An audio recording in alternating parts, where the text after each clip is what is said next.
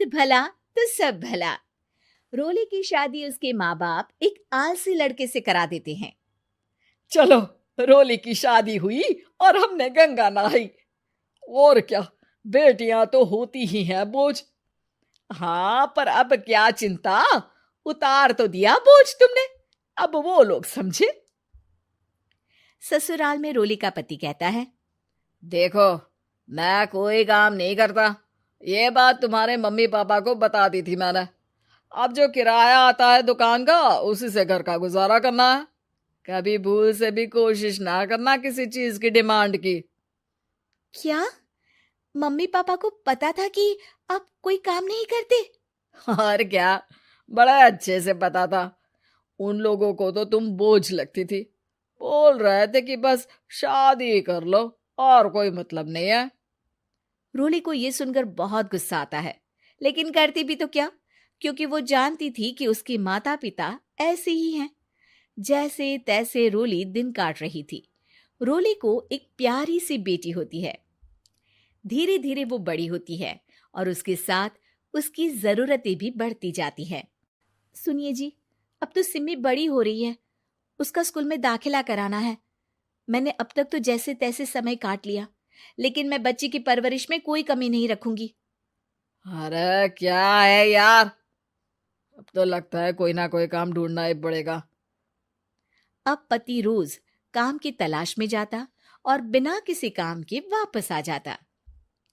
रोली समझ जाती है कि पति के अंदर अब काम करने की क्षमता नहीं है। वो बेटी को उच्च शिक्षा देने के लिए कुछ करना चाहती थी, लेकिन करती तो क्या करती।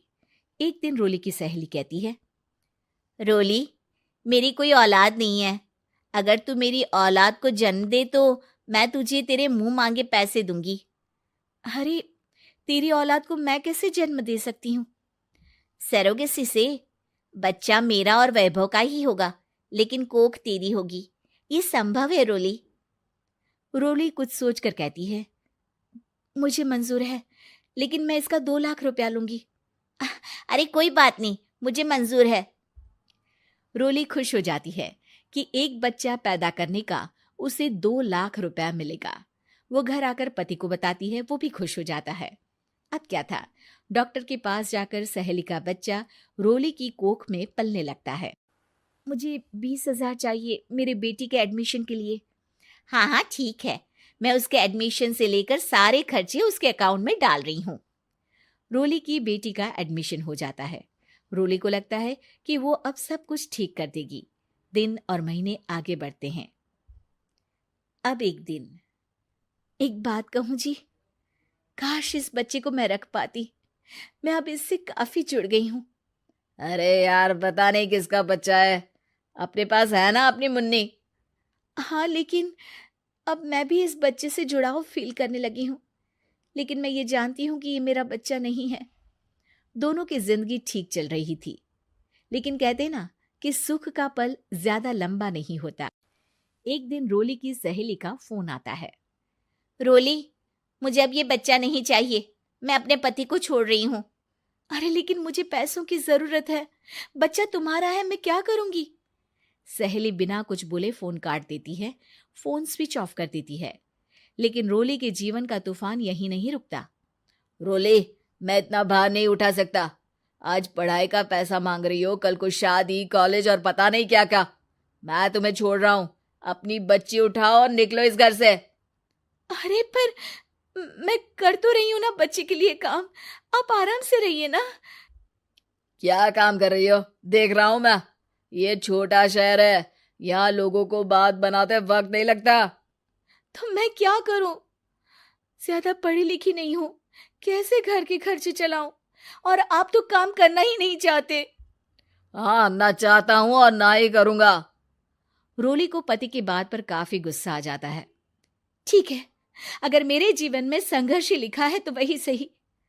इस वक्त पति होने के नाते आपको मेरा साथ देना चाहिए था, लेकिन नहीं, आपने तो इस हाल में मुझे घर से बाहर निकालने की बात कह डाली। देखो, ये सारी फालतू की बातों के लिए वक्त नहीं है मेरे पास। रोली, जिसकी कोख में किसी और का बच्चा था और साथ छोटी सी बेटी, पति का घर छोड़कर रास्ते पर आ जाती है। रोली के पास मायके के सिवा दूसरा कोई रास्ता नहीं होता। अरे रोली कैसी है? कितने दिनों के लिए आई है? हमेशा के लिए माँ। वो माँ को सारी बात बता देती है। ओए लड़की, इतनी हिम्मत का काम कर लिया। अरे ना ना, यहाँ कोई जगह नहीं है। तुम तो अपना बोरिया बिस्तर उठाओ और निकलो यहाँ से। रोली के पास अब मायके का रास्ता भी नहीं बचता। वो चुपचाप बच्ची को लेकर जा रही थी कि उसे दर्द होता है और वो डॉक्टर के पास चली जाती है और फिर वहां वो एक प्यारे से बेटे को जन्म देती है। कितना प्यारा है, कितने अभागे हैं इसके माँ बाप जो इसके पैदा होने पर भी नहीं है। तभी वहां डॉक्टर आ जाती है। रोली, बच्चे के पिता तुमसे मिलना चाहते हैं। आपका बहुत बहुत शुक्रिया। मैं इस बच्चे को पालूंगा, भले ही इसकी माँ ने इसे छोड़ दिया हो, पर मैं अपनी जिम्मेदारी निभाऊंगा। तो क्या आप मुझे इसके पैदा करने के लिए जिन पैसों की बात हुई थी वो भी देंगे? हाँ, और साथ ही आप चाहें तो मेरे घर में रहकर मेरे बच्चे की देखभाल भी कर सकती हैं।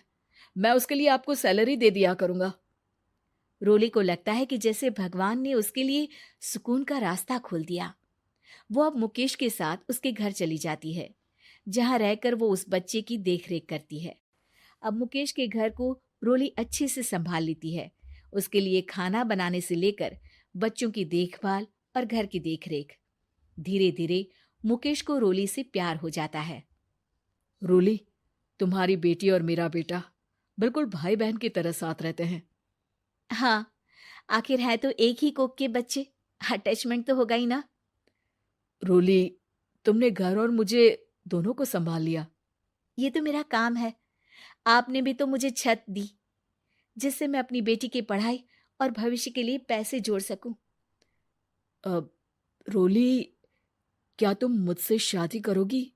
अब मैं जानता हूं तुम्हारी भी शादी कुछ खास अच्छी नहीं रही। रोली को मुकेश की बात ठीक लगती है। वो उसे हाँ बोलने की सोच ही रही होती है कि उसके पहले पति का फोन आ जाता है।